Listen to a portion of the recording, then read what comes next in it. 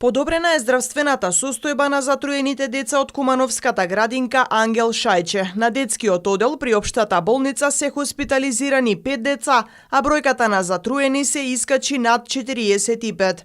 Немаме деца што се во тешка состојба, освен 5 деца што беа малку, подехидрирани, во разлика со другите деца што се во домашно лекување, тие се во болничко лекување, но се подобрени.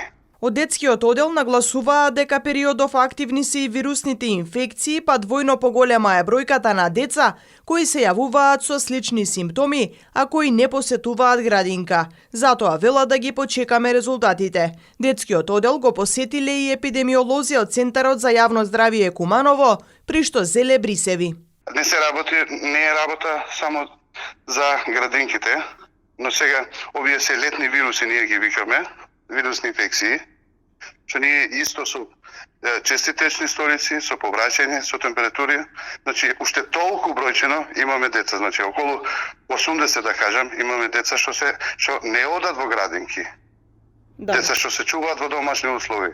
Деца што не посетуваат градинки, но се со иста клиничка слика.